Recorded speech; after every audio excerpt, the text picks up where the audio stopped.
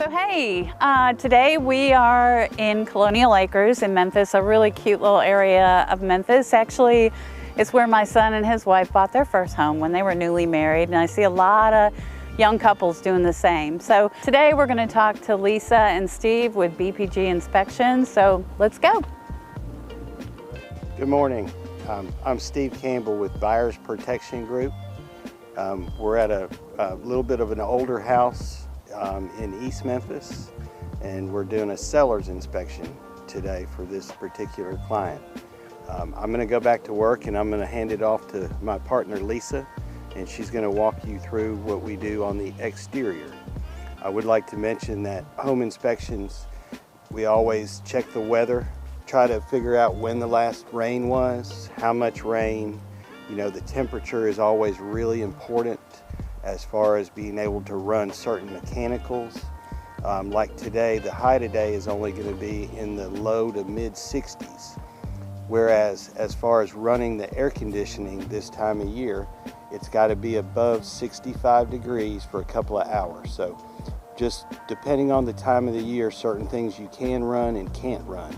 So with that said, Lisa's going to start you off on the exterior of a home inspection. Thank you. So Steve is starting on the roof. We do everything from the roof down to the crawl space. Of course, that's the best part. That's where you always find skeletons in the closet are usually in the crawl space instead of the closet. And Steve's going to look at everything from valleys to the chimney. He's going to make sure that there's a chimney cap. Make sure the chimney cap's not cracked. One of the things that we noticed immediately when we walked up is that there's no drip edge around the edge of the roof. So since there's no gutters and no drip edge, it actually opens these small gaps up into allow pest intrusion and water intrusion. Probably the best one that you might see is up here. There's a gap that is, you can actually see two small gaps right here at the edge, and that may allow water or pest intrusion to get in. How is that corrected?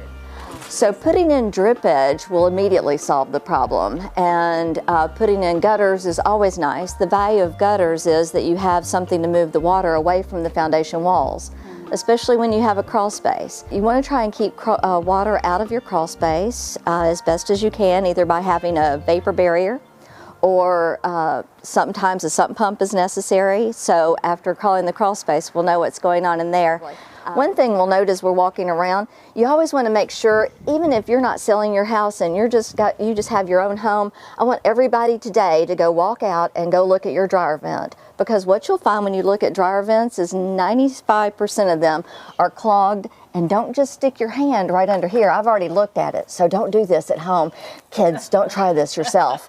But do look under it. You can look under it with your phone camera or whatever to make sure what you're seeing, because what you'll see is that this dryer vent cover is not completely secured. So it's not staying closed. So anything that wants to can come slither or walk or crawl and get inside your dryer vent.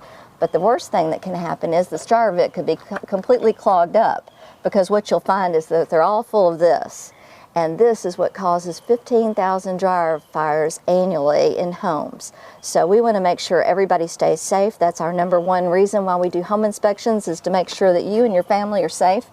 A lot of times, like this homeowner, this is a seller, she may not even be moving. She may just be asking us to come and do an inspection on her home, because we go out and do a lot of people's houses annually so that we can crawl their crawl space, find out what's going on inside of it, make sure nothing's leaking, that there aren't any wires that are hanging precariously, things that are happening in your crawl space. Sometimes the crawl space piers have separated and fallen away.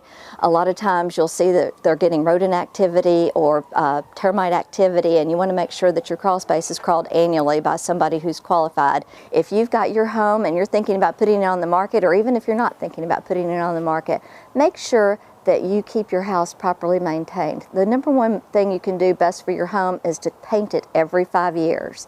If you paint it and take away the rotted wood, that's going to be incredibly valuable for the resale value and also for your own comfort and pleasure. It looks better. It not only looks better, but it makes sure that that rotted wood is not allowing pest and water intrusion. You'll be surprised how much of a difference that will make in the value of your home later on, and also in your own comfort. You have taxes every year, you're going to have cracks in your concrete no matter what you do, even if it's new construction, because the ground is constantly in motion. It expands, it contracts, and then you get these cracks, and it's absolutely normal. The only time it becomes a necessity to be able to ask for a repair would be when it becomes so deteriorated that it becomes a trip hazard. So these are beautifully done windows. They've been replaced and look great, and they were properly sealed. This is a really nice chimney. It's actually not got what I find in most chimneys. Most chimneys that we find either has the ash door will be damaged or skewed or missing. You'll usually see things like a lot of gaps in between the mortar and the bricks, and you'll see deteriorated bricks, but this one has been properly maintained, and it's so nice to find a house that's been properly maintained. So I send all of our clients 3 reports. I send them a full report that has everything that we inspected, every picture, every room, every mechanical, the ages and brand names and sizes of all the mechanicals, the appliances. We run everything, and it shows where everything was checked.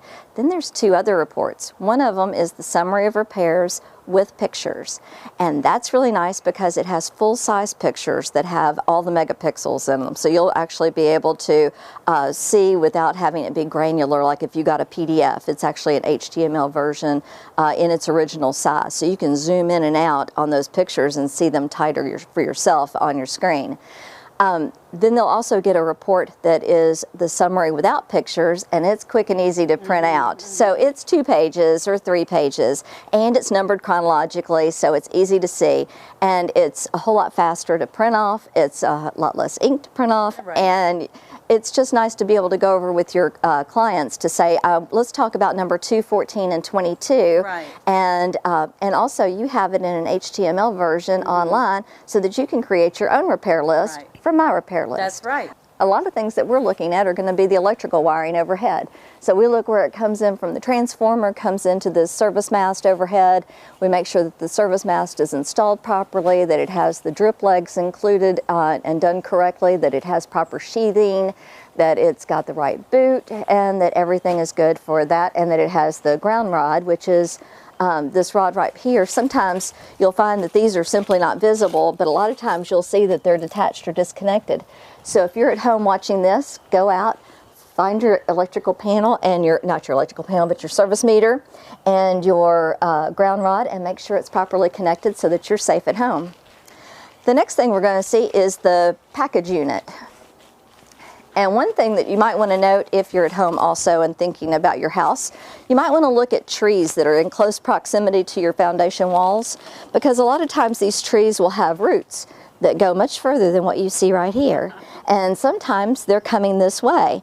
Usually what happens is they will come, and when they get to the foundation wall, they'll actually run along the side of the foundation wall instead of going underneath of it, which is great because that makes it so much easier for you. But sometimes they're overhanging and they may impact you, or they may be impacting your neighbor. So be thinking about trees, especially this time of year. Now this is the crawl space entrance. So this is where Steve's going to crawl later on. He's going to go through that little hole right there. Scariest things are usually snakes. Yes. That's your greatest fear is the snake, and thankfully they're usually as scared of you as you are of them, and they'll turn around the other way while you turn around the other way.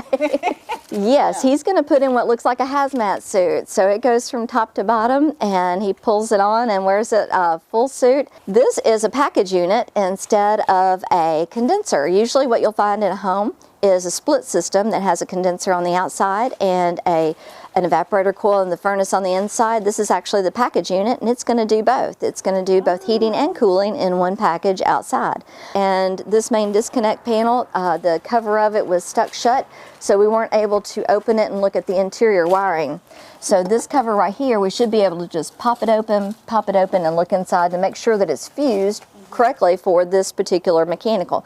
But you really just want to make sure these things are properly installed, primarily because a lot of times with package units you'll find that the primary condensate drain line will actually terminate on the ground, and so water when it comes out goes into the ground, and it should be just like this with one of these little vents coming up. So the most important thing when you're doing a home inspection or thinking about having a home inspection is don't skip the home inspection. That's my number one best thing. We are licensed inspectors, and so we are licensed by the state of Tennessee, and we have had tons of training. We've had 20 years of experience, and you can't beat experience when you're talking about your home inspection. So today we have watched a very important part of the home buying process, and that is the inspection. There's a lot to it, y'all. There's just a lot to it, but we want it to be detailed, and that's why I always bring in BPG inspections, because they're extremely thorough. But you're gonna get a report once they're finished, and it's gonna be lengthy because they just put everything on there, and it can be a little overwhelming, it can be a little scary, but that's where I come in. I've seen a lot of reports. And let me go through the report with you. We can go through it line by line. They'll have photos. Things that you never even thought of are going to be on the report, but don't worry about it, because we're going to go through the inspection, we're going to write it up. Things that are important that need to be taken care of. I will write up a repair proposal. You'll sign off on it, and we'll send it to the sellers and hopefully get them to fix it. If not, maybe sometimes they'll offer a discount on the purchase price or discount on your closing costs. So these are all things that can happen after an inspection, but the main thing is let the inspectors do their job, and then let us together review the report. It doesn't have to be scary. We can make it okay. It'll be fine. So that wraps up our inspection segment that we had. I appreciate y'all tuning in and watching this episode. In a future episode, we're going to actually talk with a lender. Scary process, getting pre-approved, but it doesn't have to be scary. And so we're going to go over that and talk with an actual lender and hopefully make you feel more comfortable about that as well. Thanks for tuning in.